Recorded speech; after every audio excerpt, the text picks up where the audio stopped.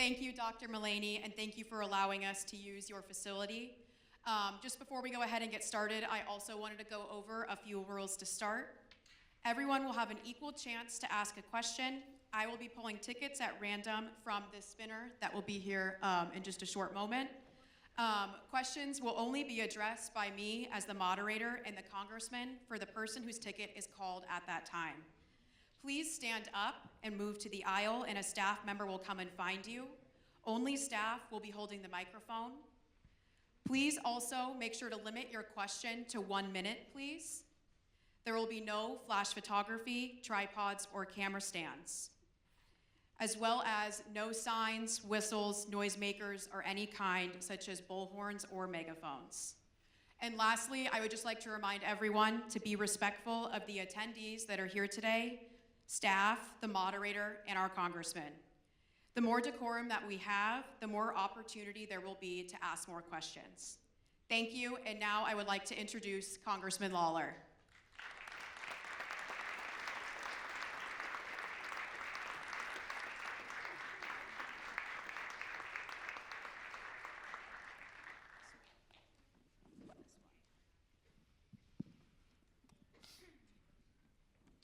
All right, good evening, everyone, and thank you all for being here. Before we begin, I will ask all attendees to rise and to join our veterans and our first responders as we do the Pledge of Allegiance. I pledge allegiance to the flag of the United States of America and to the republic for which it stands, one nation, under God, indivisible, with liberty and justice for all.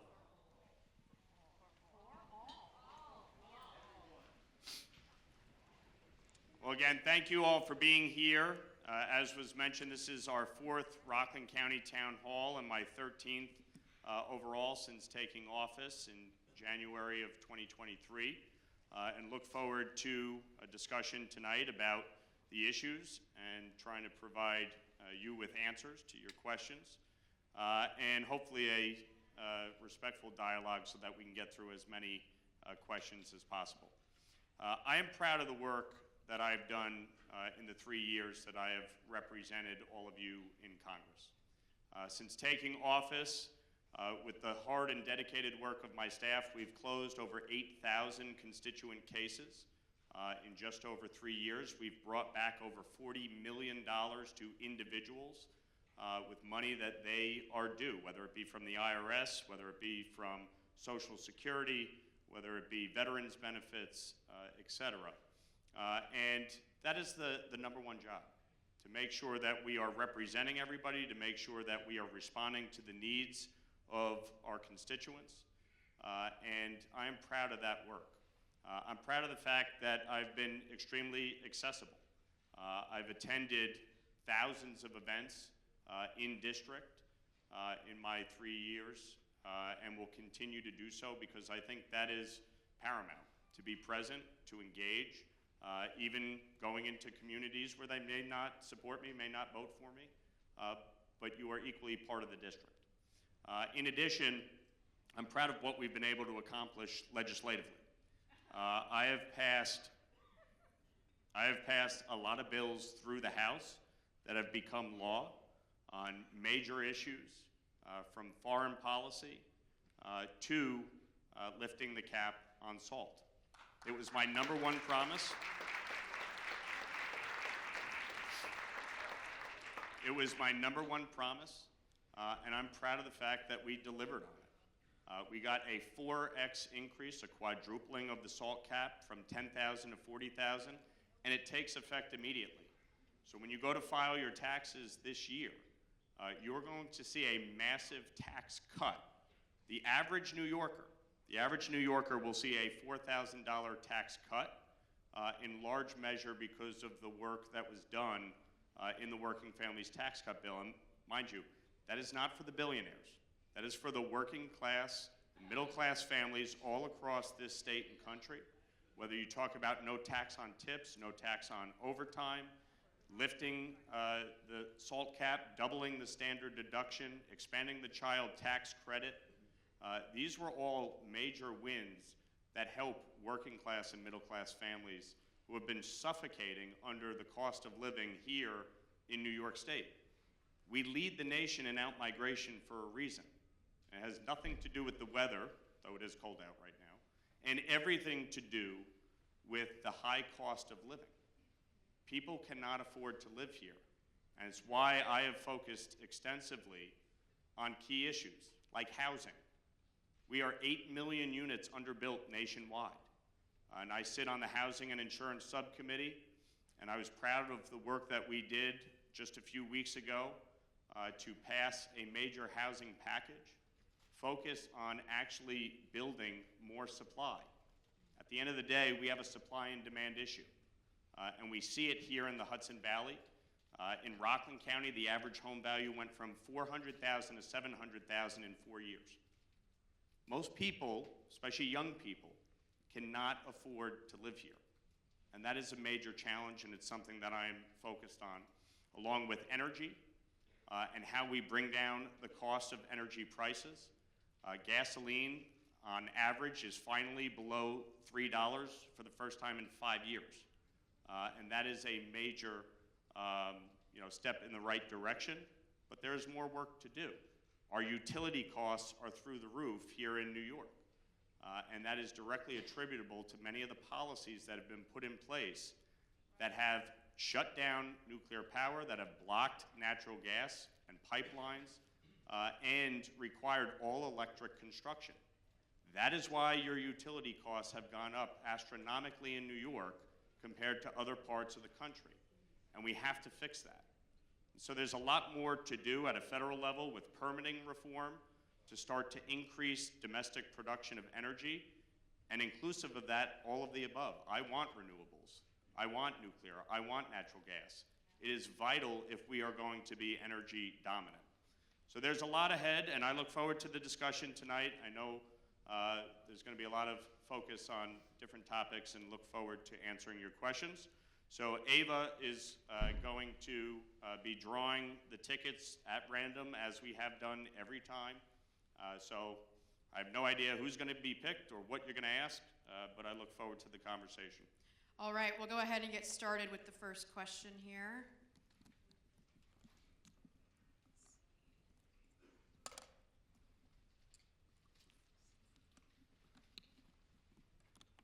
All righty, I have a Brian B. Brian B. The last 4 digits of the ticket are 1569. All right, if you want to go ahead and stand up, a staff member will come and find you.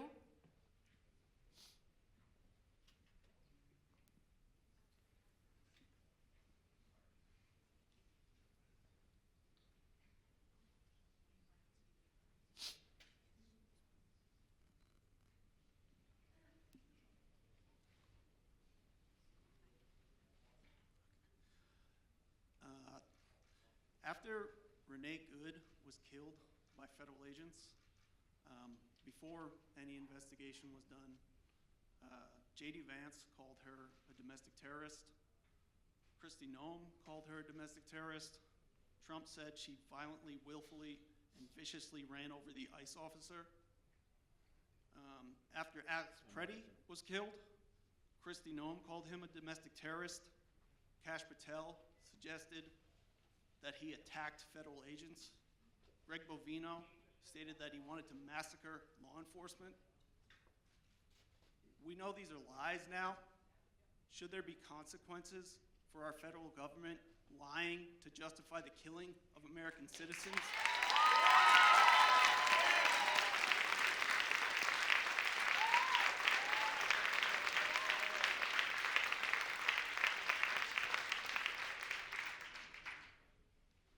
First, I appreciate your question. I think what happened in Minneapolis is tragic.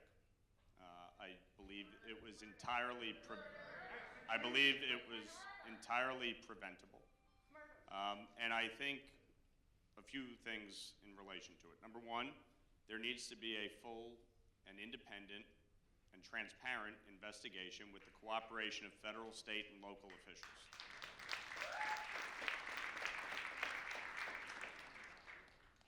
Number two, okay, there needs to be reforms.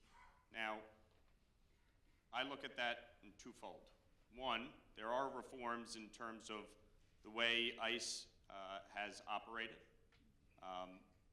And I can tell you throughout the course of the last year, a number of my colleagues and I have met with the administration and pushed back against things that they were doing in relation to this and how they were going about executing the deportations, how they were going about.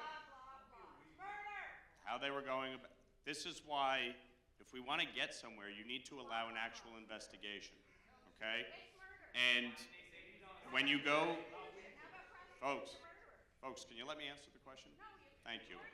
So when you look at the situation in terms of how ICE has operated, I said last year, when I was asked in one of the town halls about masks, I said, no, they should not be wearing masks.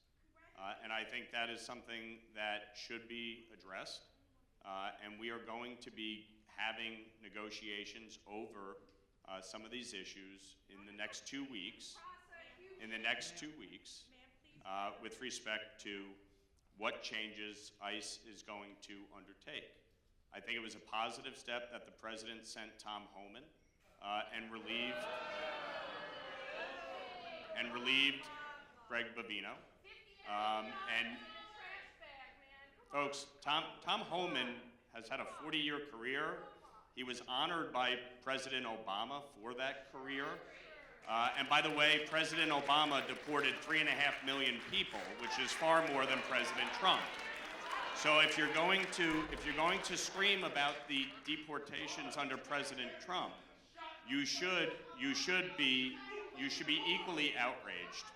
Now, when you look at the situation with respect to both Renee Good and Alex Preddy, part of the reason why I think it is imperative that people allow an investigation to take place, and why I did not agree with anybody calling either one of them domestic terrorists. I thought that was wrong. I said so publicly. Nobody should be doing that. I also believe it's wrong to call ICE the Gestapo. That is not the way to operate. It is not the way to operate. And if you want to actually address these issues, then we have to actually look at, why are we in this situation? You had 10.5 million people come into the country, most of them illegally, over the last 5 years. And the problem is that it overwhelmed our cities. We saw it in New York. It overwhelmed the social safety net. New York was spending billions of dollars to provide free housing, clothing, food, education, and health care. It's not lies, folks. This is what happened as a result of the disastrous policies that we saw under the last administration. When you look at what President Trump ran on, he said he was going to deport illegal aliens, and specifically criminal aliens, out of this country. And what you have to look at in Minneapolis, here is part of the problem in Minneapolis. Listen, guys, if you want to scream out, feel free to leave, because that's not going to get anywhere, all right? So just listen to the answer. It's obviously a very complicated situation. The entirety of our immigration policy has been broken for 40 years, okay? Right, and that's what I'm working to actually do. If you look at the situation in Minneapolis, local and state law enforcement were expressly prohibited from cooperating with ICE. Expressly prohibited. You may think that's good, but here's the problem. By being prohibited from cooperating with ICE, they were not engaged to do basic things like crowd control. And so when you have a protest, no, it's not a lie, when you have protesters engaging directly with ICE agents, it creates a real crisis. This never should have happened. And what I said from the very beginning was this was preventable. It was avoidable. And that is precisely why I am opposed to any effort to make Rockland County a sanctuary county. That is foolish, it is idiotic, and as long as I am the member of Congress, it will never happen in Rockland County.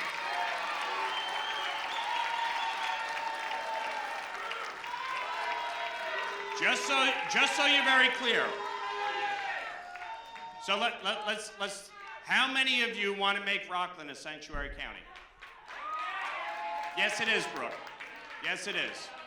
So here's the thing. I know we want to fancy ourselves an attorney, but here's the thing. The fact is, okay, that Westchester County has this exact law that is being proposed. And Westchester County, they are not allowed to engage ICE or federal law enforcement for the purpose of immigration if somebody commits a state crime.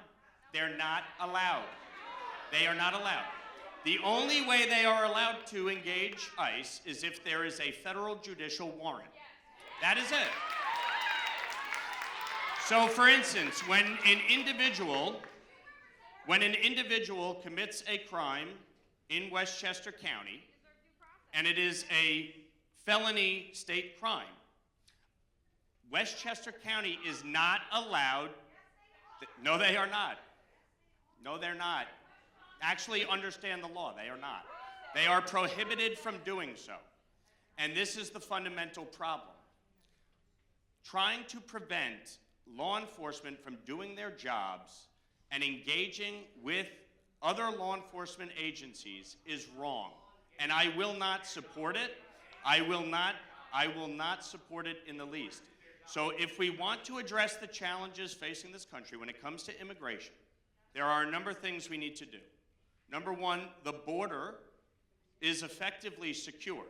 Over the last 9 straight months, we have had net zero illegal border crossings into the country. I would think everybody would agree that that is a positive thing. We should not want people coming into the country illegally. But some of you seem to be okay with it. By the way, how many of you would prefer we go back to how Joe Biden was engaging border security? So, secure the border. Second, deport the criminal aliens. Over the last year, 675,000 people were deported. Over the last year, 675,000 people were deported. And 1.9 million people self-deported. 1.9 million people chose to self-deport. The fact is,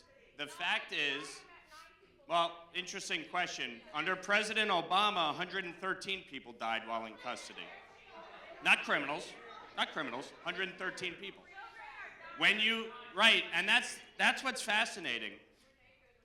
2 years ago in Westchester County, a Somers High School student was murdered.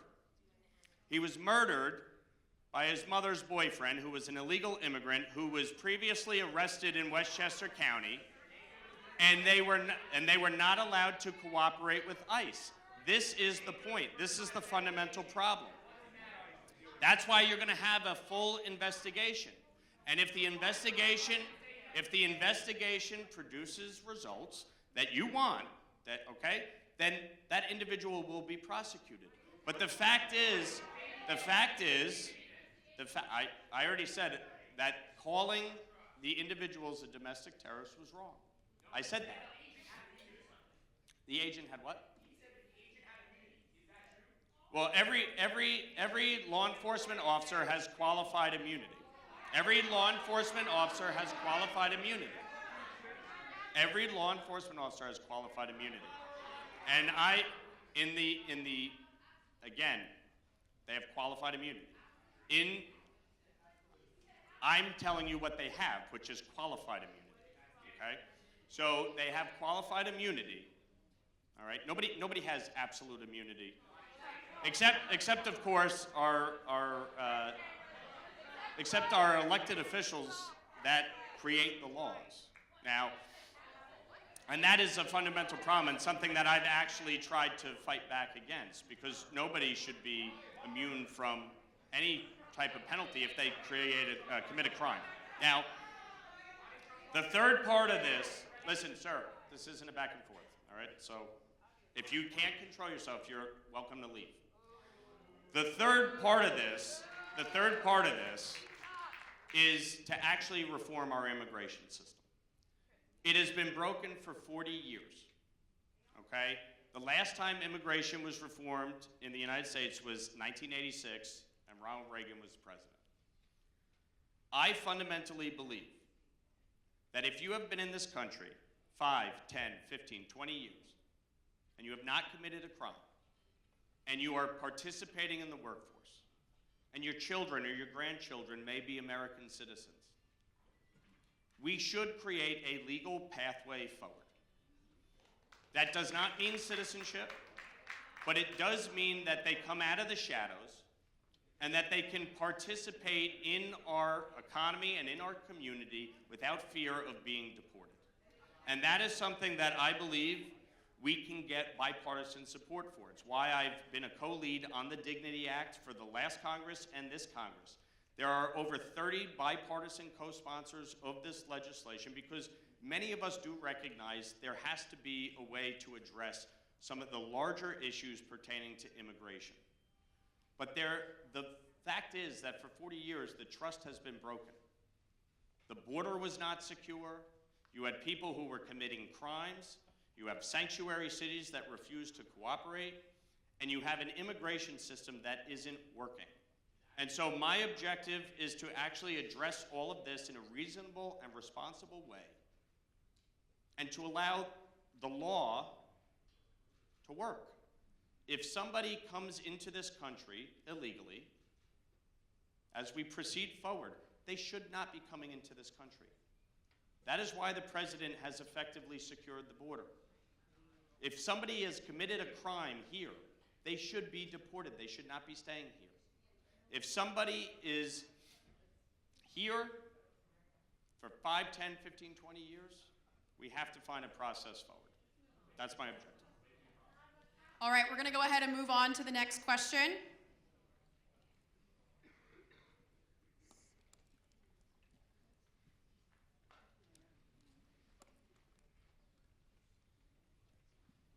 All righty, the next question is a Walter A. Again, that's a Walter A. with the ticket number ending in 1146. If you want to go ahead and stand over towards the aisle if possible, a staff member will come over to you.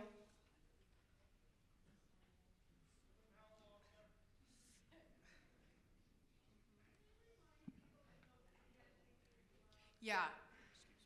Just a reminder again of the rules that we went over beforehand, as well as there'll be no flash photography or no camera stands, please. Thank you. Good evening. Okay. Following Pam Bondi's attempt to shake down the Minnesota governor for voter information, Tulsi Gabbard is now working with Kash Patel's FBI to investigate the 2020 Georgia election. The 2020 election. The outcome of the 2020 election has been investigated, litigated, conclusively proven that Trump lost that election. Why is the head of the National Intelligence Agency and the FBI wasting taxpayer money on this quixotic crusade? It is clearly not to re-review the 6-year-old election results, but part of this administration's plan to gain intelligence for rigging the 2026 midterm elections. So, Congressman, what are you going to do to protect our basic fundamental right, our rights, which is a safe and secure election?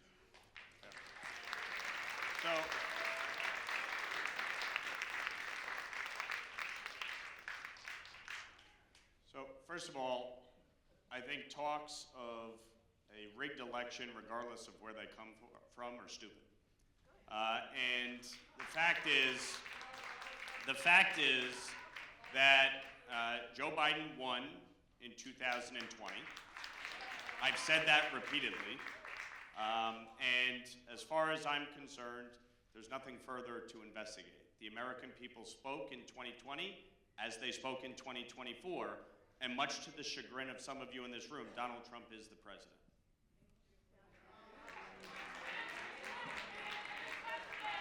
All righty, we're going to go ahead and move on to the next question.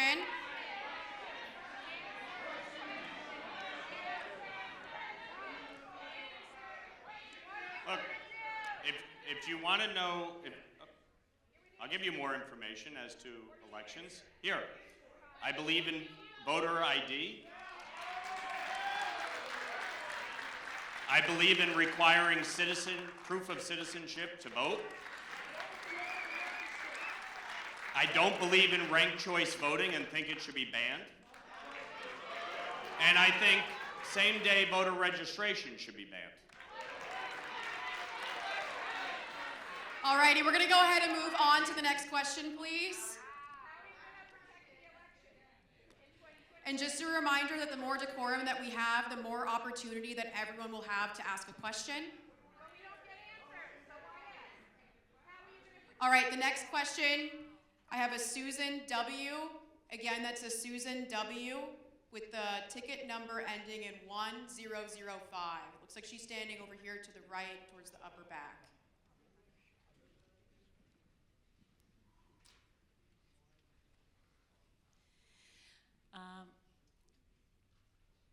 So I would like to hear the answer to the last question, but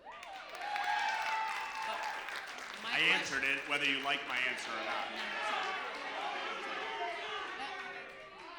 I think we're interested in how will you protect us. But my question is actually related to the fact that science in our country is being attacked by the Trump administration big time. And we happen to have one of the world's leading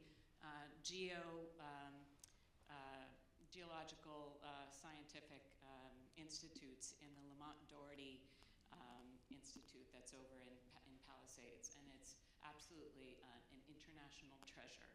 We are going to lose some of the major geological climate extreme weather science that has been established here over the last 50 years. And I want to know, sir, what will you do to help us protect the funding that is required to continue this essential science to keep us all safe? Yep, appreciate it.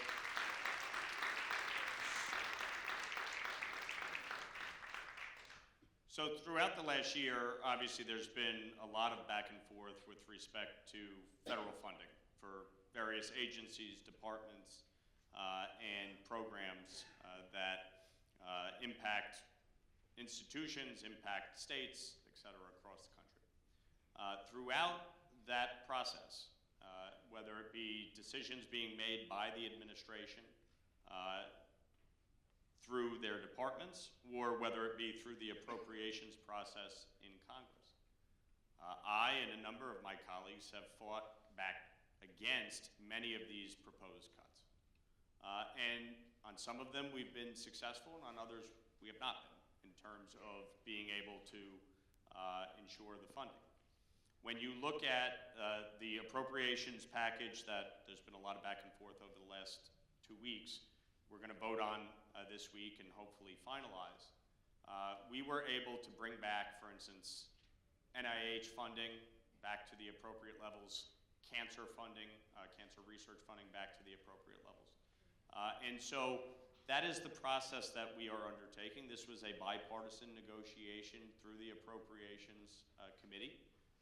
And I think we are in a much better place than we were, obviously a few months ago when we had a shutdown, but throughout the course of the last year, getting Congress to reassert its role in the appropriations process and make sure that these critical programs are funded.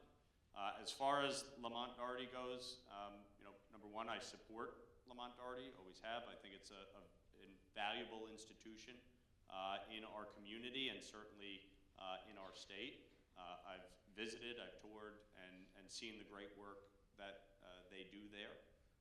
And I think, you know, as I've said before, climate change is real. I believe it. My grandfather's an environmental engineer, one of the foremost experts on cleaning up the Hudson River. So I do care about our environment and what we can do to protect it, and we'll continue to do that. So, you know, one of the things I can tell you, in negotiating with the administration, part of it to me is you have to have a seat at the table and you have to be able to actually engage constructively. And I can tell you just this past week on Friday, we got a major win for New York. The MCO tax was slated to expire. This is managed care organizations. It was slated to expire March 31st, the end of New York's fiscal year. And New York, the governor released her budget just a few weeks ago, and they did not have any funding in this budget line because it was going away. I fought tirelessly for 7 months with the administration, with Dr. Oz. I brought, he's the head of CMS, which controls this, so I don't know why you're laughing. But the fact is, we brought him to Rockland County. We had a meeting with all of our healthcare CEOs, with all the administrators of New York's largest hospital systems. And specifically, this was one of the issues we discussed. And so on Friday at 4:30, they released the rules and the regs for the MCO tax. And New York was extended from March 31st to December 31st, a 9-month extension that will bring roughly $1.2 billion back to the state to help our healthcare system. You don't get that if you just scream and yell and say how awful everybody is and how evil the president is and how evil Dr. Oz is. You don't actually get a result. And so to me, you have to be able to engage constructively. You have to be able to address the issue on the substance and the merit of it. And that's what I've done, and that's what we did, and I'm proud of the fact that we were able to deliver on that. All right, we're going to go ahead and move on to the next question.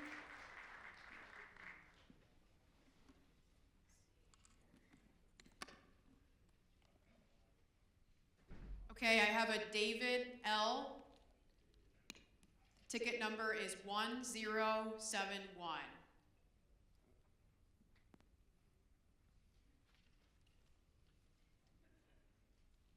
Thank you. Two issues relating to ICE, immigration actually specifically. Out of all those people who have been deported, what percentage of them do you think were either under indictment or convicted or fugitives in the criminal system? And the other question is, do you support an ICE detention facility in Orange County?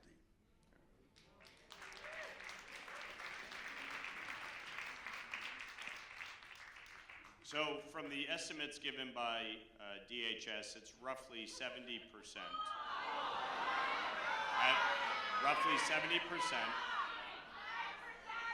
Roughly 70% have either had a conviction or been engaged with the criminal justice system.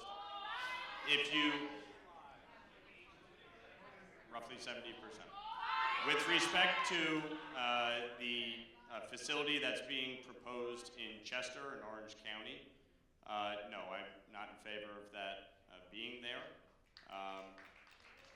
But obviously, when you're dealing with the system, they're going to need to go to a facility. So the question is, where would be the nearest facility for those being out of New York City or the region? So, but no, I would not be in favor of that being there. The local elected officials, the county executive, Steve Newhouse, has come out against it, and so I will respect the views of the locals, though I don't represent Orange County. All right, we're going to go ahead and move on here.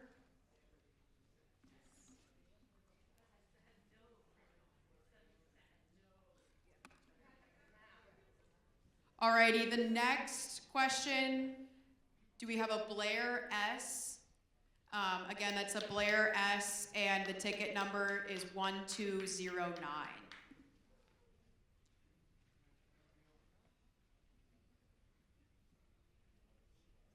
If you can walk out to the aisle, please. Okay.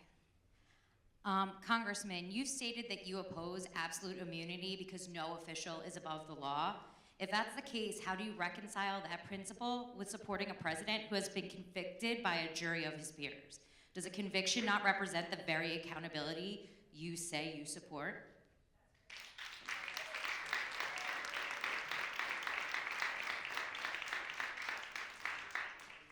So I said when that case was brought forth that case was fundamentally absurd. No one had ever been charged under that premise in that manner. And Alvin Bragg made clear that his intention was to charge the former President of the United States, no matter what. And you look at the fact that his predecessor, Cy Vance, said, no, he's not going to bring that case, because it was absurd. It was absurd. You're talking about 34 counts based on basically accounting. You're talking about how it was actually registered from the standpoint of accounting. It was marked as legal fees, and you're saying that that's a felony conviction. It was a misdemeanor that they elevated for the purpose of a felony. And ultimately, from my vantage point, our elections should be decided by the American people, not by some attorney that wants to make a name for themselves or use our legal system for the purpose of taking away that right. Ultimately, with that conviction, I mean, you could boo, but the fact is, with that conviction, he was still elected President of the United States. All right, we're going to go ahead and move on here.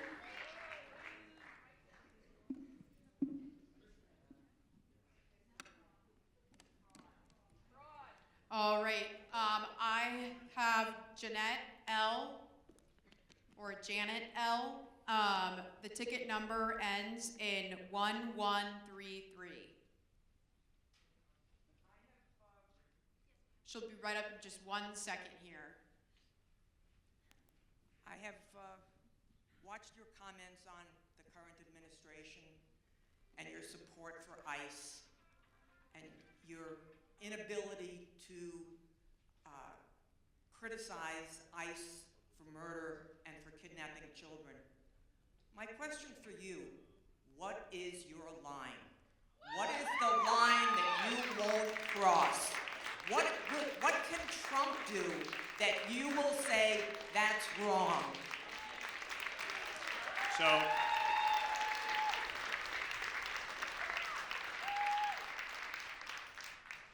again, my point with respect to Minneapolis is let the investigations actually take place.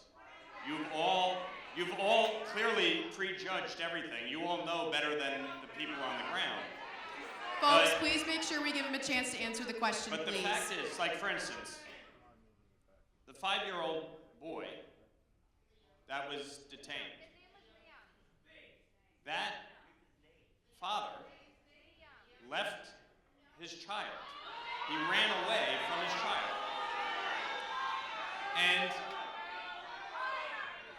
And the ICE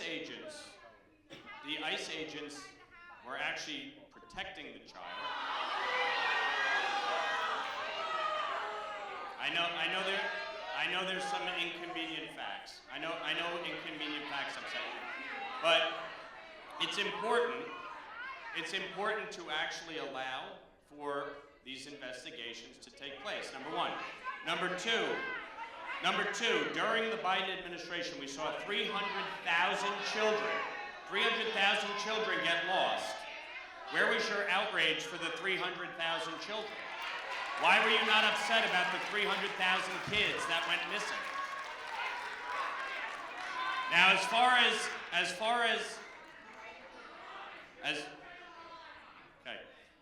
Folks. Hey, bro, you can leave now. Goodbye. Goodbye. We won't proceed until you're gone. Goodbye. You want to act like that? Goodbye. I'm not going until you leave. Goodbye. If you're going to act like that, you can leave. You can leave.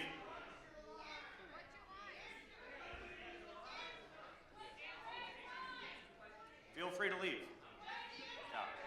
If you're going to act like that and curse and scream, you can leave. You've interrupted repeatedly. You can leave. Hey, we're just going to wait until you're gone.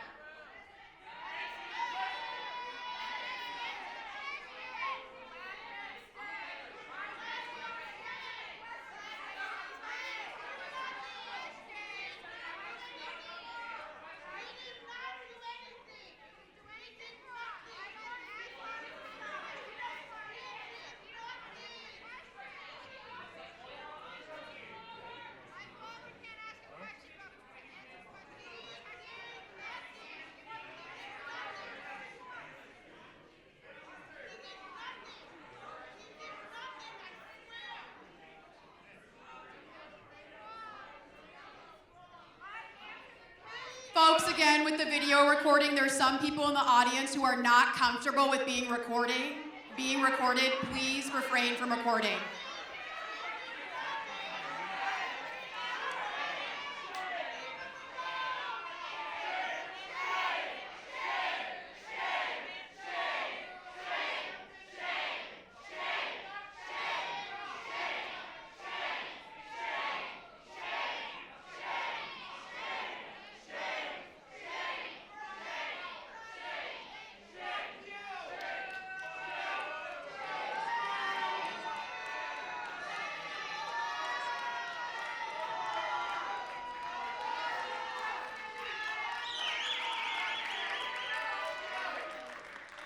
Everybody, if you could please sit down. I'm asking everybody to please sit down.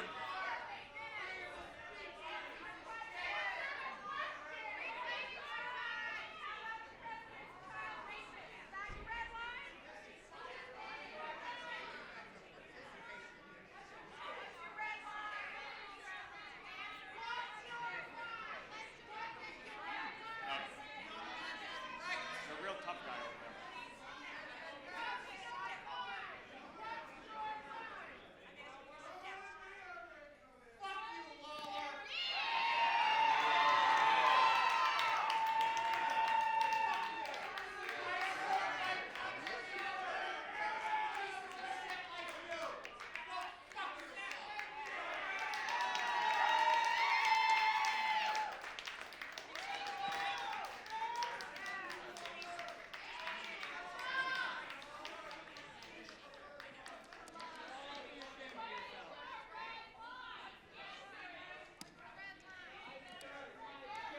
All right, folks.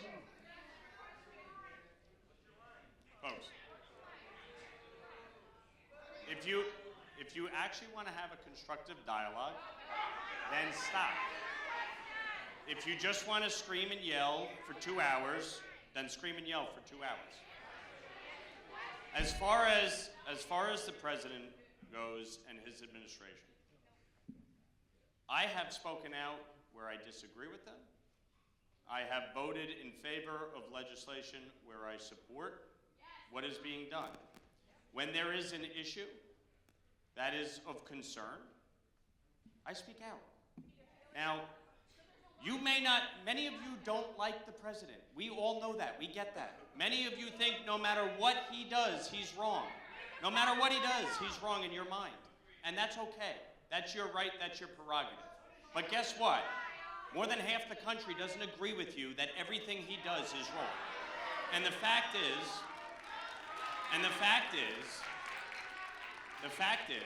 I'll give you a case in point. Many of my colleagues, and many of you, I'm sure, opposed to the action that was taken in Venezuela. How many of you were opposed to removing Nicolas Maduro? Okay. The way it was done, okay. The way it was done, right. Okay, so we were in Venezuela for 3 hours. 3 hours. Barack Obama was in Libya for 8 months. 8 months. 8 months bombing Libya for the purpose of removing Muammar Gaddafi. And yet, Chuck Schumer was against a war powers resolution. Now we're in favor of a war powers resolution because President Trump used his Article 2 powers. The problem here is that people are not consistent in what their quote-unquote red lines are.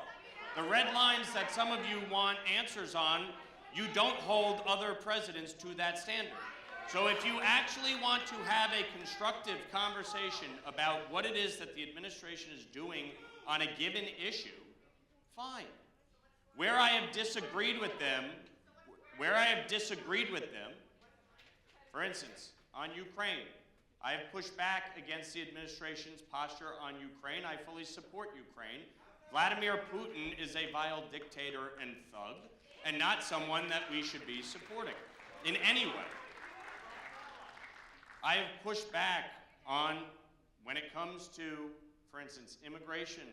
I've been one of the loudest voices saying we need immigration reform in this country, saying that you can't deport everybody under the sun, saying that the fact is, with 25 million people who are undocumented in the United States, you can't possibly round them all up and kick them out. I've said that repeatedly, unabashedly, because that's reality.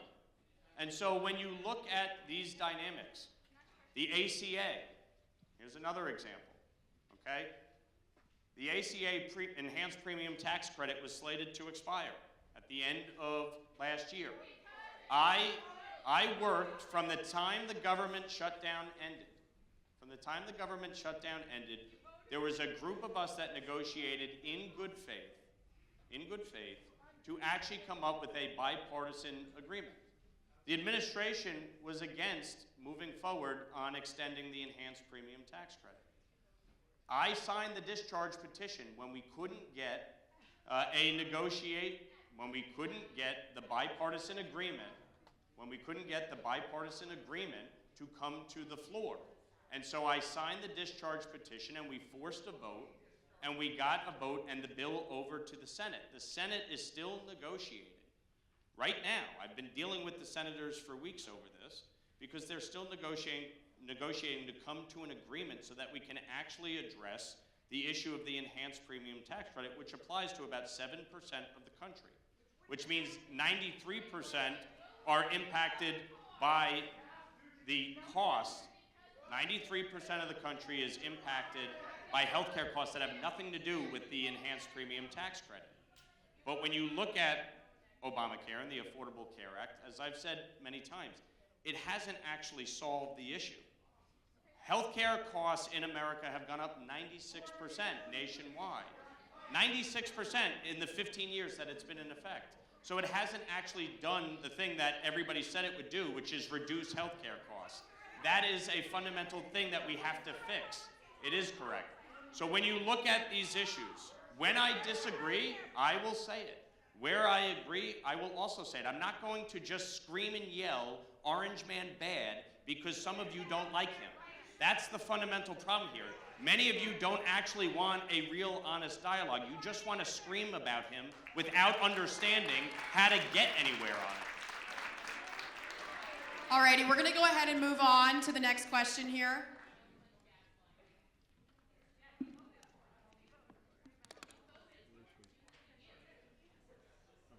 Alrighty, I have a Lauren S.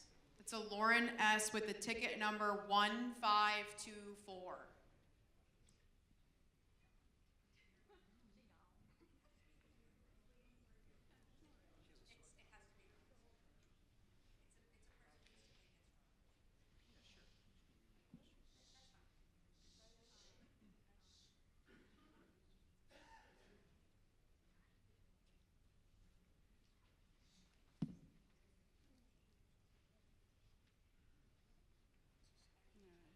Okay. I'm not going to ask that.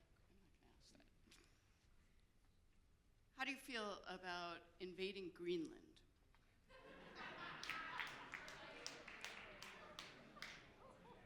So, as I've said for well over a year,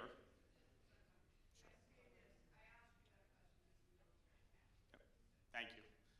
Thank you for your child service.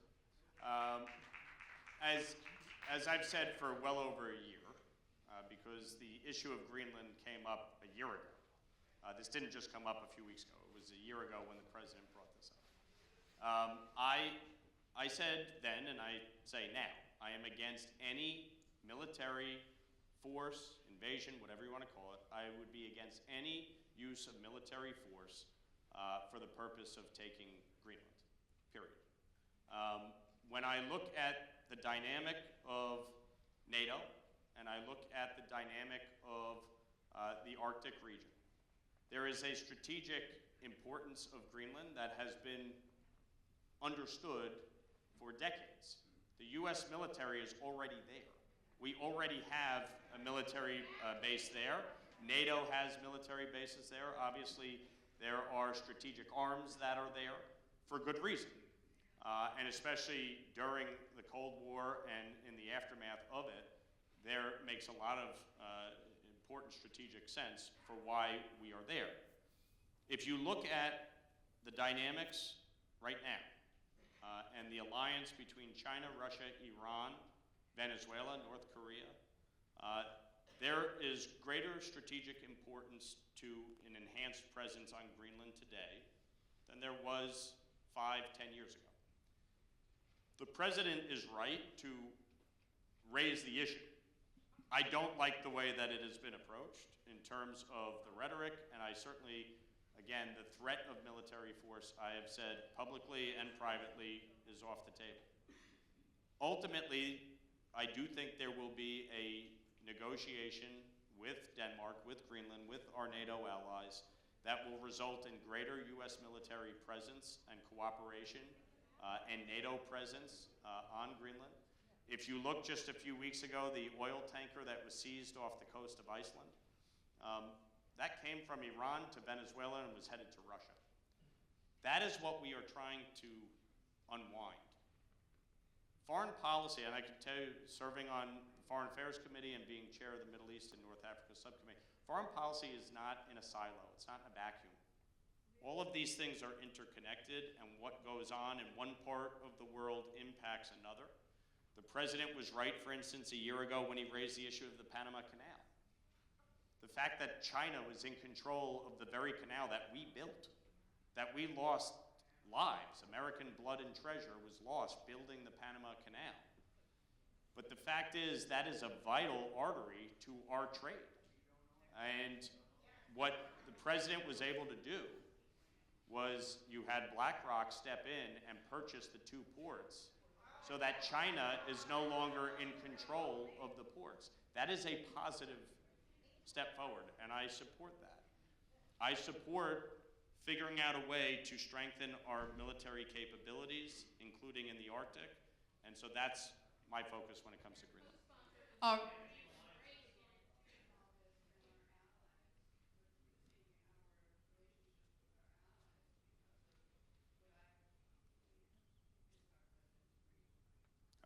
So I think when you look at NATO, when President Trump, I got the gist of your point. Yep. Yep.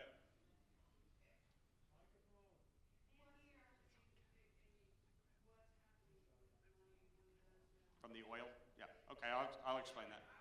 No, I'll explain that. So the question, I'll explain it. I got it. I got it. I got it.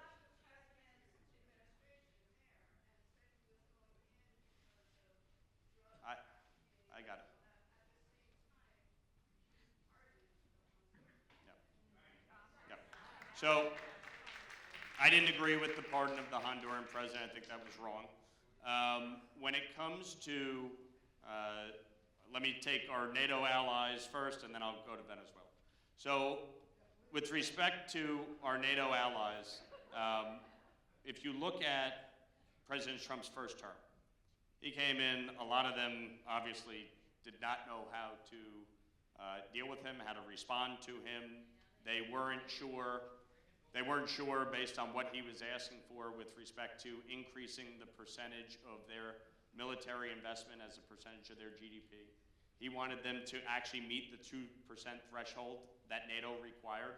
Almost none of them were. And the reality is they got there. Now, they got there in measure because of what ended up happening with Ukraine. But that was in part what the president had warned them against in the first term, that you have a situation where you're not going to be prepared if in the event of a situation primarily with Russia, which is why NATO was in large measure established and expanded.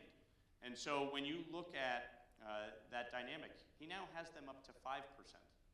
And yet, he's unique in the way he deals with foreign policy. There's no argument, okay? The State Department would never approve of things he says or tweets. I mean, I think we all know that. But the fact is that when you look at, for instance, the decision that was made to strike Iran's nuclear facilities, Republicans and Democrats, Clinton, Bush, Obama, Biden, they all said that they would be willing to take that action. They all said they would do it. I don't think most people believed that they would. Trump did, and I support the decision that was taken to strike Iran's nuclear facilities. It was the right decision. And sometimes you have to be outside the box. You have to be different on foreign policy. And I can tell you in dealing with world leaders and some of the folks that come meet us in Washington, D.C., it's a lot of groupthink, and it really hasn't produced the results they all tell us it will. And so when you look at Venezuela, the Biden administration said they wanted him removed.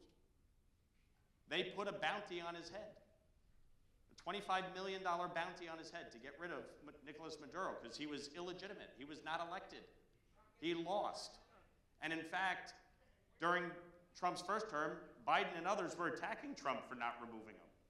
And so when the president made what is, anytime you're sending troops into harm's way, it is a difficult decision. I don't think any president takes that lightly. But when he made the decision to send troops in for the purpose of a law enforcement mission, Nicolas Maduro was indicted 3 times in the Southern District of New York for drug trafficking, for the deaths of Americans. And I'm sorry, I've said this for years. The cartels needed to be treated like terror states because that's what they are. They are killing tens of thousands of Americans with the drugs that are flowing into the United States. And for too long, we have allowed it to happen. At our own borders, we've allowed it to pour into our communities. We have a demand issue, which we have to address. Substance use disorder is a real disease. It is something we have to tackle as a country. But you cannot allow the supply to continue. And so, yes, there is the drug aspect of this. There is the indictments. With respect to the oil,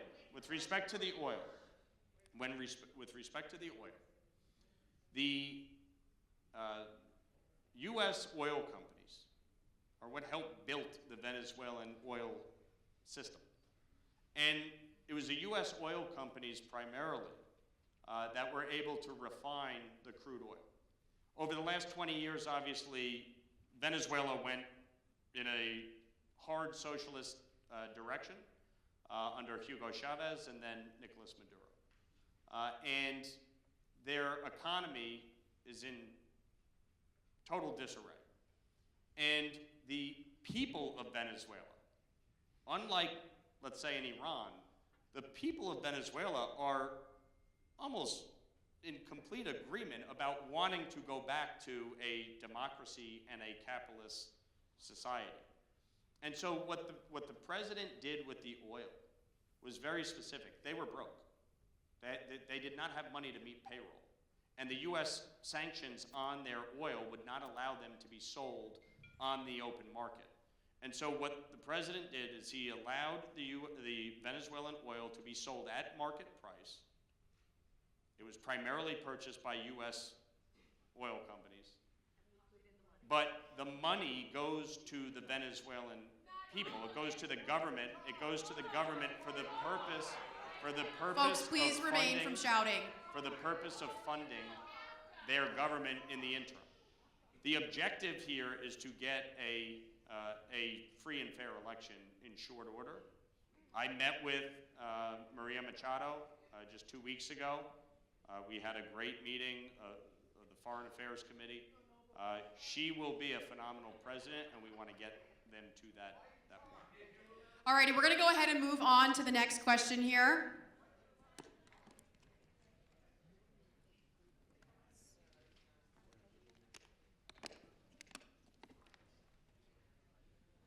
Alrighty, our next question will be from a Brian M. Again, that's a Brian M. And the last four of the ticket number are 1070. You could please stand up. Again, that's a Brian M. All right, I'm going to move on to the next ticket here.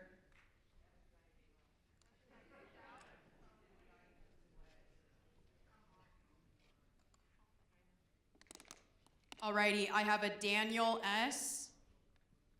Again, that's a Daniel S. with the ticket number ending in 1138. If you could please stand up, a staff member will come and find you.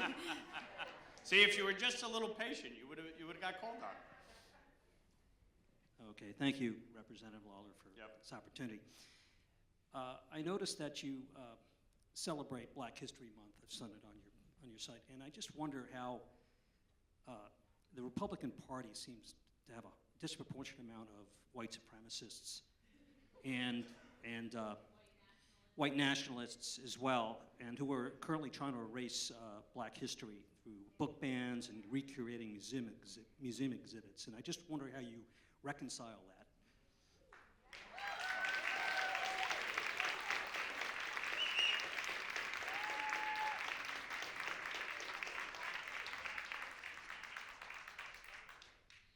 I reconcile it very simple.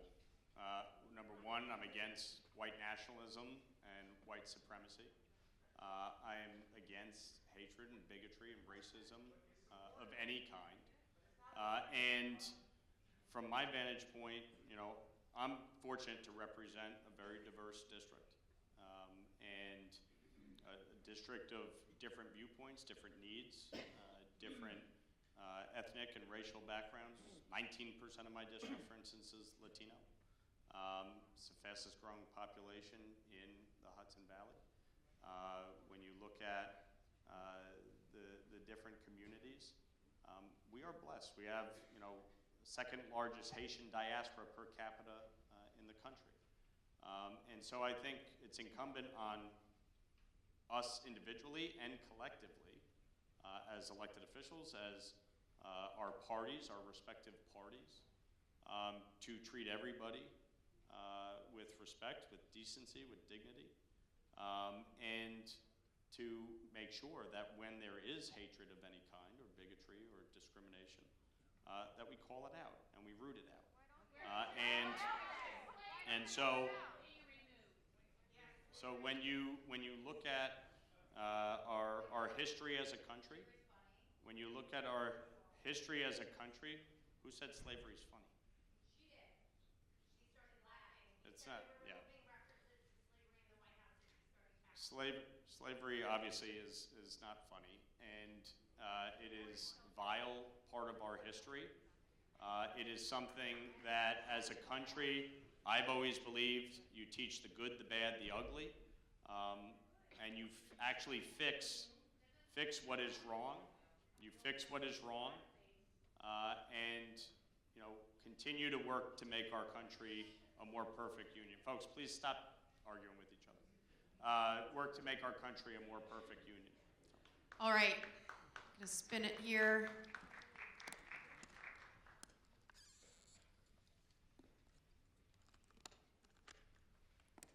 Okay, I have a Martin S.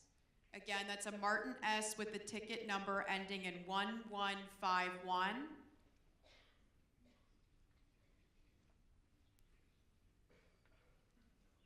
Hello, thank you for being here, Congressman. Yep. Considering your involvement in the Foreign Affairs Committee, and especially as chair in the subcommittee for Middle East and North Africa, I found this question relevant. Since the pipeline rupture in February 24 in South Sudan, they lost 90% of their revenue that was previously managed effectively by the Chinese Nationalist Petroleum Corporation. With Beijing now proving unable to protect these critical energy assets from the conflict in Sudan, do you see an opening for the United States to possibly step in, secure that energy corridor, or do we let that region collapse as a casualty of failed Chinese security promises? So, obviously, it's a very thoughtful question in a part of the world that may not get as much of attention as other foreign policy issues that we deal with. I will tell you, I was last summer I was in Morocco and Tunisia, and the focus was really on kind of the Mediterranean, Middle East, and North Africa, and how we deal with some of the challenges, particularly around China and Russia and their influence in Africa. And the same is true of South America and Central America and what is going on there. But there is a real focus from the standpoint of my committee, my subcommittee in particular, on how we push back against the malign Chinese and Russian influence in the Middle East and North Africa. And I think the situation in Sudan obviously is a very challenging one. I just met with the Saudi foreign minister just a few weeks ago, and we talked extensively about two areas, Yemen and Sudan, and the UAE's involvement as well, in particular in Sudan, and obviously China.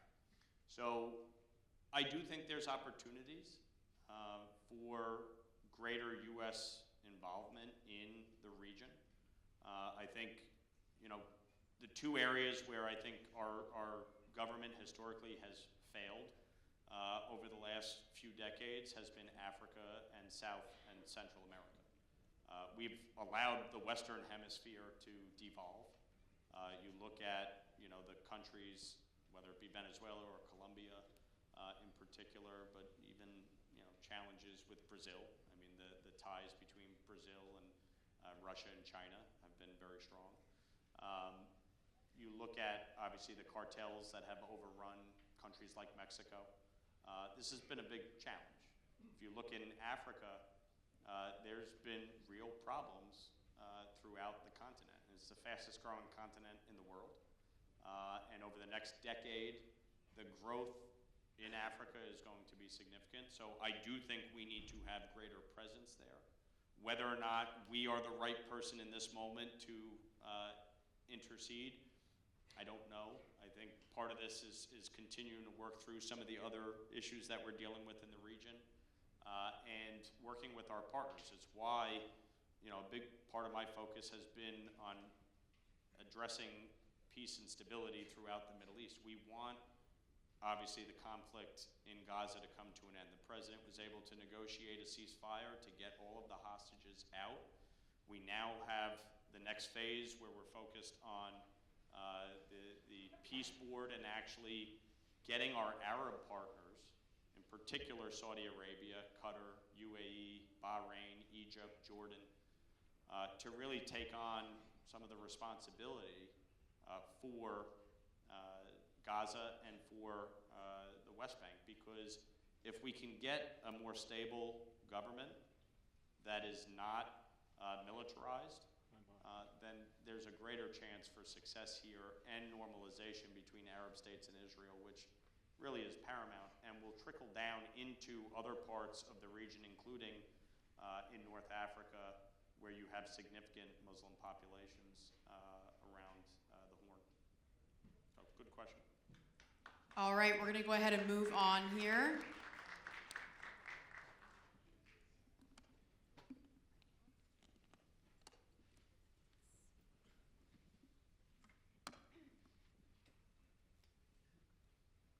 Okay, our next question is from a Benedict R.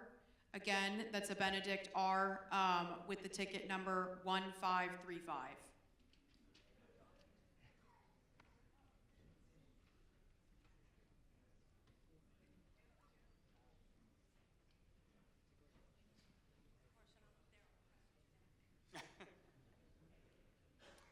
Hi, what do you think the biggest issue in Congress is, and how do you think it should be fixed? Well, the question was, what is the biggest issue in Congress, and how should it be fixed?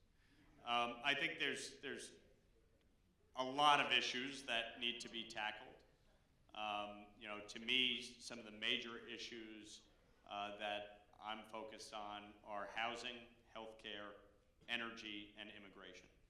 And I think if we were to actually come to bipartisan agreements on those 4 key areas, our economy would be booming, and I think our country would be in a much better place. The economy is actually doing very well, but there's a lot more work to do. And I think when you look at housing costs, for instance, that's a major challenge. In Westchester County, the average home went from $700,000 to $1.1 million. Most 25 and 30-year-olds are not buying a $1.1 million home. So how do you actually deal with the issue of affordability? How do we bring down utility costs? Utility costs in New York are exponentially higher than they are anywhere else in the country. We shut down Indian Point. We banned natural gas. We blocked pipelines. We have created our own situation where the grid is actually dirtier today in New York City than it was 7 years ago while Indian Point was operational. So that when you look at these issues, how do we actually tackle them? Immigration, obviously, I talked about at length. And healthcare, obviously impacts everybody. And when you look at costs across the country, healthcare costs have risen exponentially over the last 15 years. Exponentially. And if you look at, folks, there's a lot of things that we can actually do to fix it, but you have to get bipartisan cooperation in it. And so the biggest issue, truly the biggest issue facing Congress, is the inability to work in a bipartisan way. Congress, the problem in Congress is you have 435 seats. 435 seats, only about 35 of them are competitive. Mine is one of them. Which means 400 seats are not competitive. Which means that each party is talking to their respective bases, screaming about everything they hate, as opposed to actually trying to solve problems. I'm a member of Problem Solvers. I've been rated the 4th most bipartisan member of Congress. I've been rated, last Congress, the #1 most effective freshman legislator, because I actually sit down with people in both parties and work through these issues. I'm proud of the fact that we sat down on the ACA. We put together a bipartisan plan. And the bipartisan plan was a 2-year extension of the enhanced premium tax credit, which was put in place during COVID, mind you, and it was supposed to be temporary. A 2-year extension with income limits, insurance reforms, the elimination of 0 premium plans so that everybody is paying at least a nominal $5 fee, We had PBM reform, and we had HSA expansion so that you could actually use your HSA to pay towards your premium. And so we had this agreement. A good chunk of us that are in problem solvers, we worked through it. We went to our leadership in both parties, and both said no. And so this is the challenge in that on the Democratic side right now, they want the issue. They want to say your health care premiums are going up and we're not going to agree with you. On the Republican side, they haven't supported Obamacare, and so they don't want to actually try to help Obamacare work. My view is you have to actually address the entirety of the system. And so you look at the short-term issue of the enhanced premium tax credit, we pass it. You look at the longer-term fixes. For instance, if you look at insurance companies, why is it that United Healthcare, the largest insurance company in the country, owns one of the largest providers, Optum Health? Many of us may use Optum Health. It's big over in Westchester and New York City. Insurance companies should not be owning providers. That should be banned, period. And that is one of the things that actually you saw out of Obamacare, a great consolidation of our healthcare system. And I think you need to start to break this monopoly apart. The insurance companies need to be reformed. The pharmaceutical industry needs to be reformed. When you look at what the president is trying to do on most favored nation, he is correct in that Europe has been artificially subsidizing the cost by putting price controls in place on prescription drugs from American companies, which means that we, the American people, are picking up the tab for cheaper prescription drugs for Europe. And so that's what the president is going after. And what he's saying is this should stop.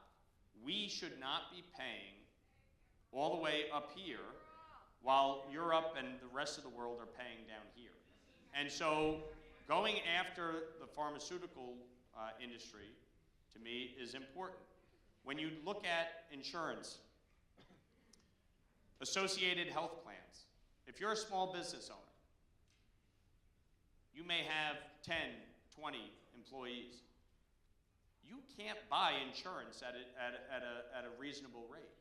And so being able to combine and get small businesses in an area to pool together and purchase plans at a cheaper rate is common sense. It's something we should be doing. You look at doctors, for instance. We have a shortage of doctors and nurses. I have a bill to expand the number of waivers for people who come here on a student visa to become a doctor. The way the system currently is structured, we send them home after they get their degree. That's stupid. They should be staying here, or at least a good chunk of them should be staying here. And so my bill would increase the number of waivers issued per state from 30 to 100, so that doctors could actually stay here and practice, because the reality is, part of the reason it's so hard to get an appointment and part of the reason why it's so cost prohibitive is because we just don't have enough doctors and nurses. That's why I push back against the administration when it comes to professional degrees for nurses. Nursing is a professional degree, and it's why I've introduced legislation to enshrine that into law. So there is a lot that needs to be done in our healthcare system.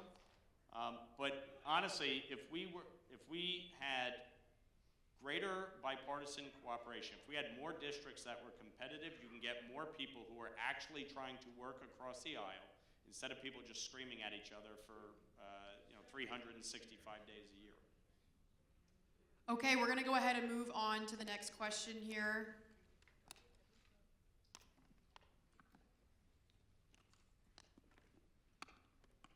All right, I have a Herbert B.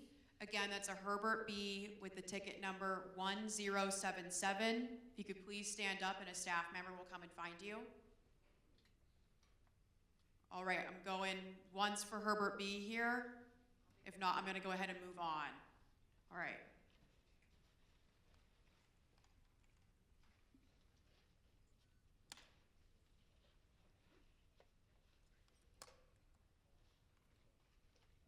All right, I have a Katie C. Again, that's a Katie with a K, C, and the ticket number ends in 1492. If you could please stand up and a staff member will come and find you. Thank you.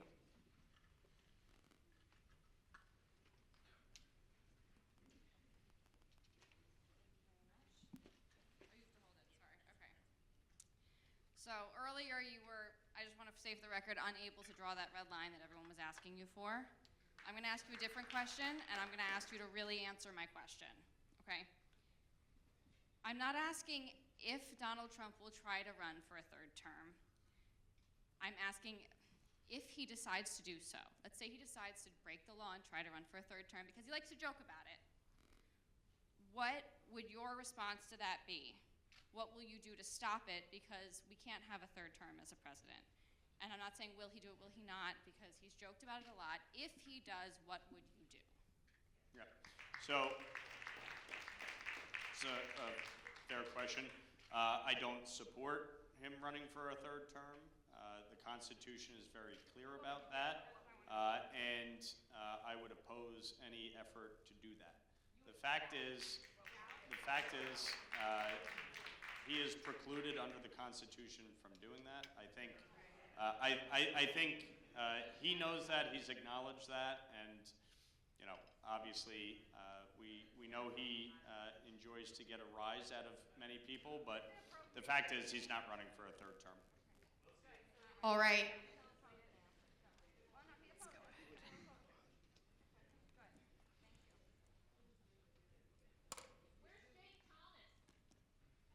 All righty, I have, apologies if I mispronounce this, MAPCO F.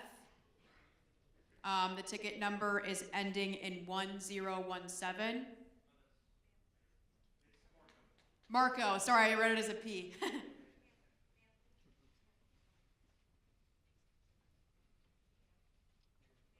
Donna, go to the question.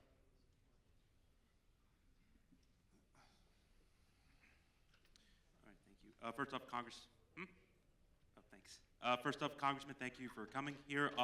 You kind of brought up this earlier about the issue of having less competitive districts in our current House. So far, our country is enduring a redistricting battle that was caused by the president forcing Texas to redraw its maps for the purpose of gaining 5 seats from Democrats. This continued on in Missouri, where a new map was drawn to steal a district from a Democrat, and it continued in North Carolina as well. So, Congressman, my question to you is, would you support any legislation that would ban partisan gerrymandering, as well as establishing an independent commission for every single state? So,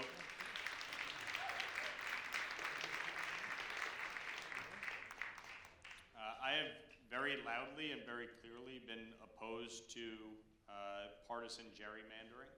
When I was executive director of the state Republican Party in New York, we were the ones that fought to get the constitutional amendment here in New York requiring an independent redistricting commission. When I was in the state assembly, I opposed the efforts by my Democratic colleagues to gerrymander New York's maps. I told them that they would lose in court, and they did. And we ended up getting a court-appointed special master to draw a fair map. And so in New York, Republicans picked up 11 seats, Democrats had 15. It was the most competitive map we'd had in New York in decades. And it was a good thing for New York because it means that the voters, not the politicians, actually get to choose who they want. Now, mid-decade redistricting, I've been opposed to, and the constitutional amendment in New York prohibits it unless you get a court order. And so 2 years ago, Hakeem Jeffries had someone file a lawsuit for the purpose of getting a court order to order a new map.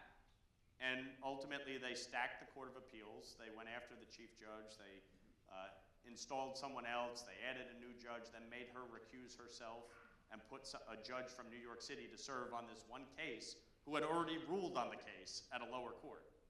And so they got the favorable ruling they want. The maps were ordered redrawn for 2024, okay? And they got to pick up 4 seats. So New York did mid-decade redistricting before anybody. Now, when Texas started this movement last year, I publicly opposed it in numerous interviews. I said it was wrong, I'm opposed to it, and that I would be introducing legislation against gerrymandering and against mid-decade redistricting. I opposed it when California did it, I opposed it when North Carolina did it, I oppose it in Missouri. It's wrong. It doesn't help anybody, and it's actually making the dynamic worse. At the end of the day, you're going to end up with even less seats that are truly competitive. And so everything will be decided before you even get to the ballot box. And that's not the way our democracy should work. And so I've introduced legislation that would require independent redistricting, that would prevent partisan gerrymandering, that would require districts be contiguous and whole. If you look at my district, it's all of Rockland County, it's all of Putnam County. It's everything north of the Tappan Zee Bridge in Westchester, okay? And 3 towns in Dutchess County. The only towns that are not whole is the village of Tarrytown and the town of Beekman in Dutchess County. Every other community is whole in my district, and that's the way it should be. Politicians should not be picking who their constituents are based on how they vote. But that's precisely what happens, and it's wrong, and I'm opposed to it, and I've always been opposed to it. And my record on this goes back to 2012 when I was ED of the State Republican Party. Okay, let me grab the spinner here.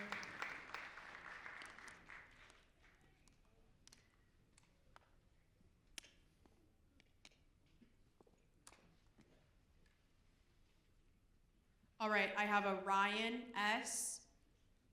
with the ticket number 1538. If a Ryan S. could please stand up and a staff member will come and find you. All right, I'm gonna give it one more time for Ryan. All right, I'm gonna move back to the spinner.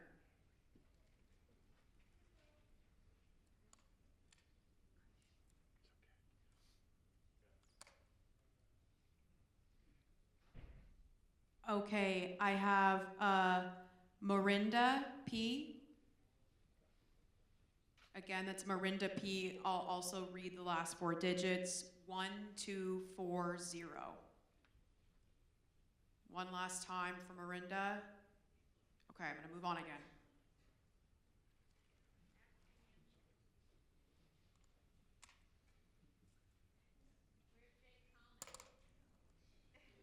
All right, I have a Renee B.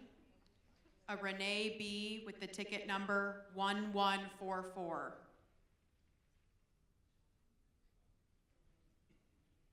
Renee? All right.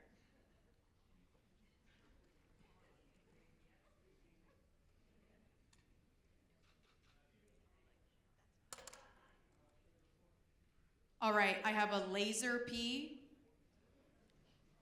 Again, that's a Laser P 1266. If you could please stand up to ask your question, a staff member will come and find you.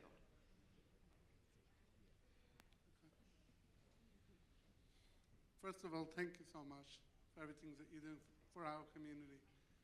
Second, the question is, what can you do to bring down our energy costs, given that we're dealing over here with New York with all the liberal laws that they have, you know, to block it. Yeah. So the question is, what can be done on energy? The governor last year seemingly had an epiphany and said that we need nuclear power. And so they're looking to build more nuclear power in upstate New York. They're also now seemingly recognizing that the mandate on all electric construction isn't gonna work. And so they're trying to figure out a way to undo the damage that they've done. Obviously, you know, for those that live in Stony Point and Haverstraw, you've seen the disruption on 9W with the Chippy project and trying to take hydropower which is relatively cheap, and bring it all the way down to New York City, but it would come through our communities. To me, I fundamentally believe in all of the above.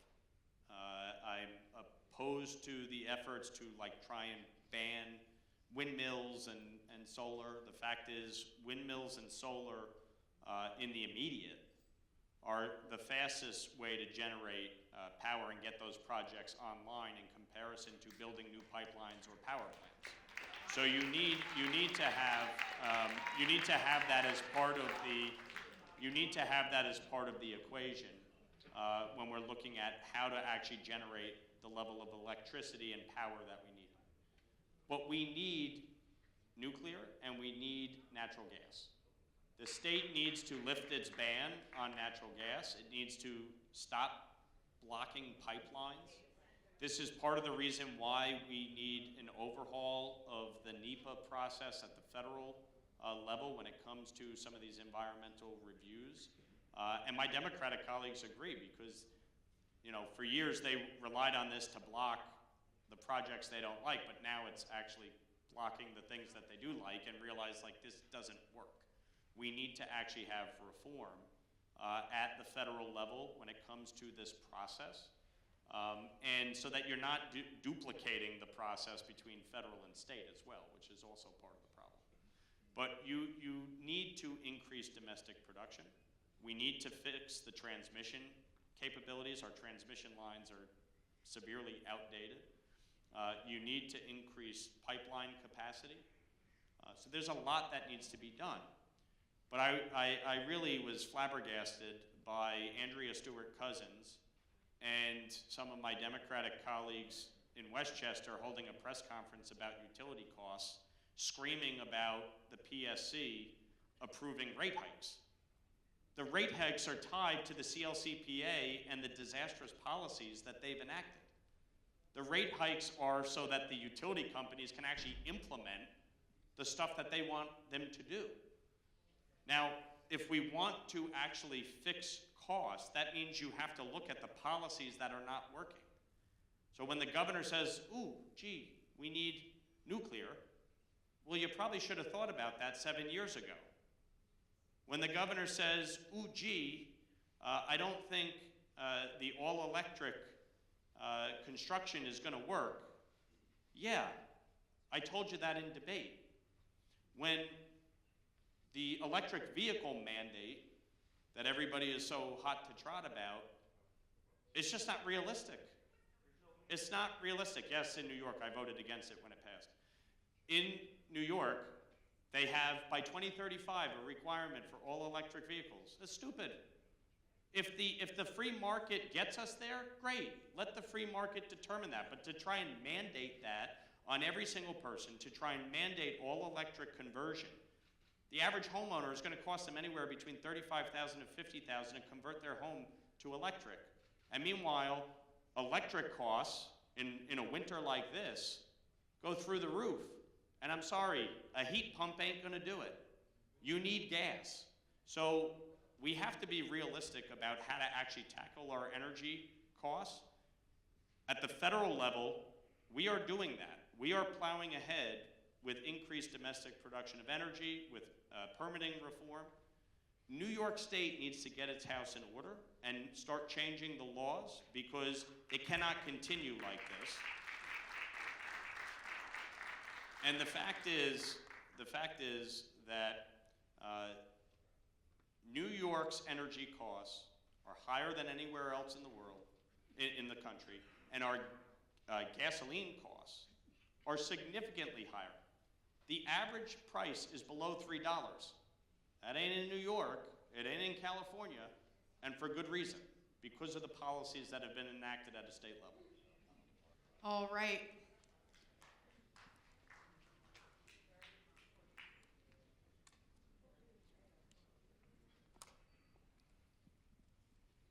Our next question of the night, I have a James D. It's a James D, and the ticket number, folks could please check, is 1387.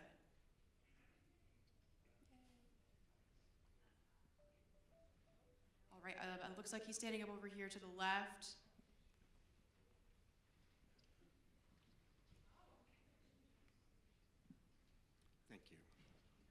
With all of the support of parents' rights in terms of what our kids are learning and what is available to their health care, we seem to really give the rights to the parents, except for the parents of transgender students. And these kids need access to sports programs, to adequate health care that respects their needs as trans kids. Yeah, so how can you help to refocus this within the party so that we are not actually seeking out and attacking one of the most vulnerable populations that exists?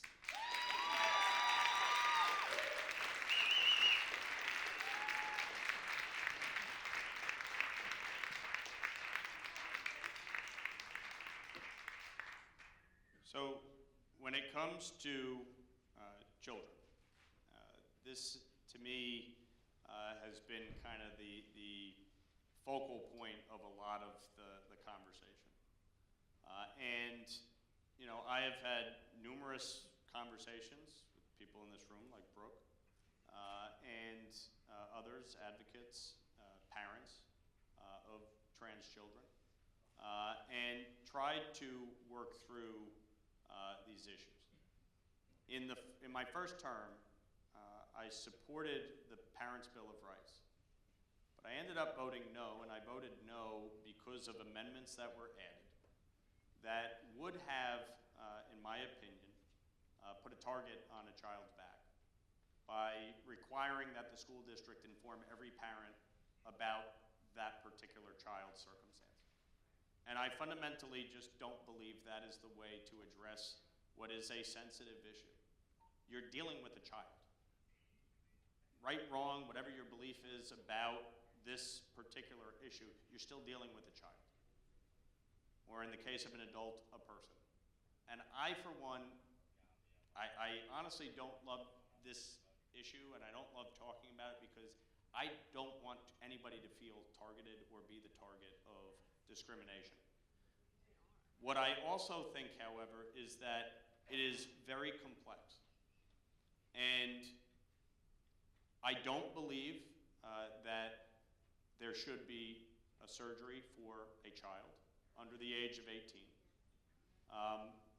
I don't believe that biological men should be playing in women's sports.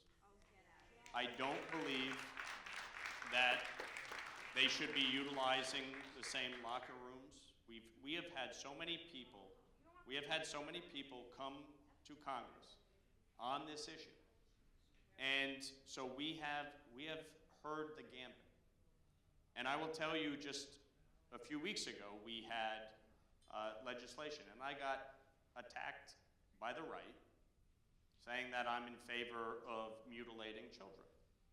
And it was because I voted against Marjorie Taylor Greene's batshit crazy bill that would arrest parents for allowing, their child to have a surgery. And I just fundamentally don't believe that is the way to address this issue. And so I have always tried to talk about this with respect, with understanding, with a little bit of decency, and recognize that it is way more complex than either side will allow.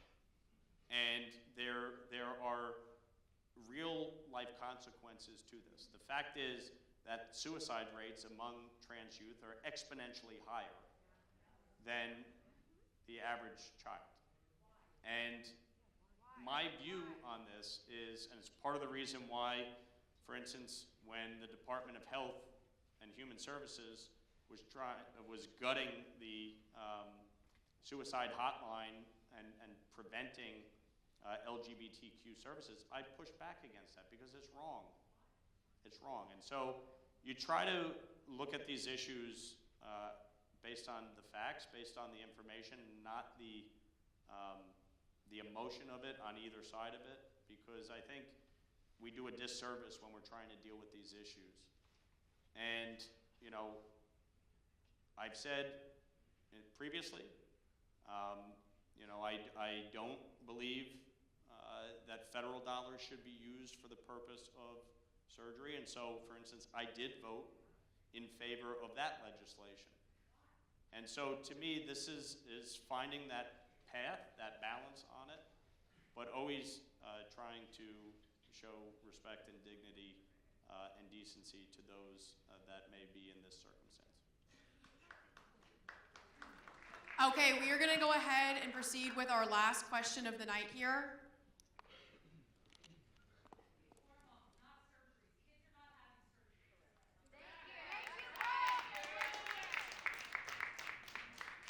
Alrighty, for our last question, I have a Marine D. Again, that's a Marine D, and the last 4 digits of the ticket number are 1483. Again, that's a Marine. Maureen, sorry. But the last 4 of the ticket number are 1483. Okay, I'm gonna go ahead and spin again.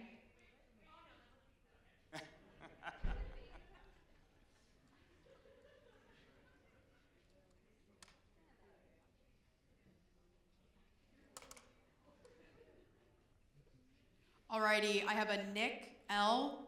Again, that's a Nick L. And the last 4 of the ticket number are 1484. All right, it looks like someone is standing up there to the left.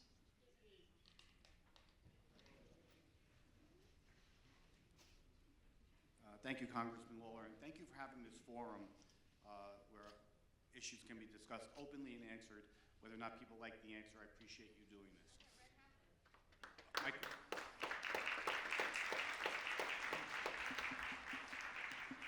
You discussed my question a little bit, but I wanted to know a little bit deeper. As far as all of the above for energy, whether it's nuclear, gas, hydroelectric, solar, all that stuff, what can you do, or what do you think can be done to help facilitate that? Because we do need a complete menu of items when it comes to this. Yeah. So a few things. One, in the Working Families Tax Cut bill, one of the things that I and a number of my colleagues tried to do was preserve some of the tax credits that were passed during the Biden administration and the Inflation Reduction Act.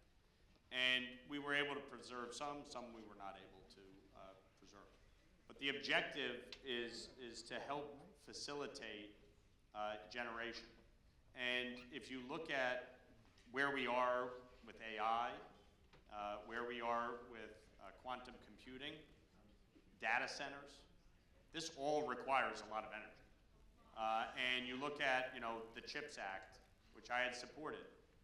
Micron coming to New York, they need a dedicated energy supply to be able to do what is being proposed. You look at parts of my district, on Semi up in East Fishkill and Hopewell Junction, and you know the work that they do. IBM is headquartered in my district.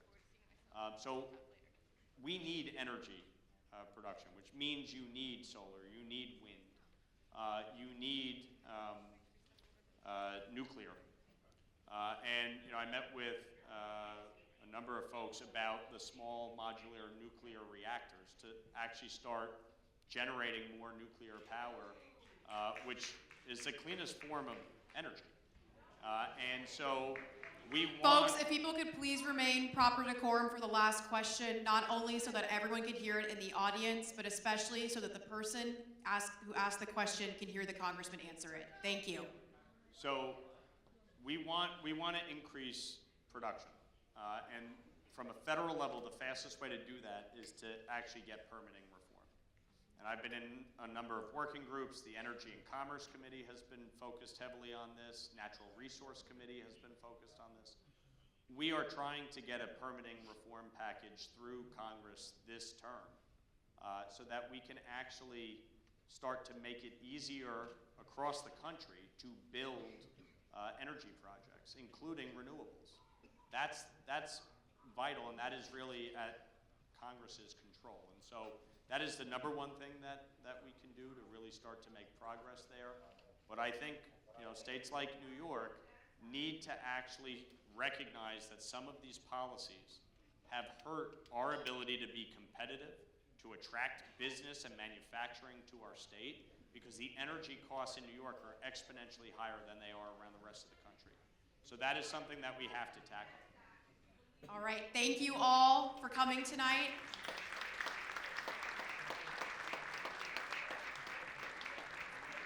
Well, I appreciate everybody coming, whether you like the answers or not. We try to engage in these once a year in each county that I represent, the 4 counties that I represent. But beyond these, we will continue to be accessible, we will continue to be available, continue to respond to your questions, your concerns, and work to address the policy issues impacting our country, and to continue to be a voice of reason in our country, and make sure that our community, our district, is represented at a federal level. So I wish you all a safe evening and get home, and look forward to seeing you again soon. Thank you.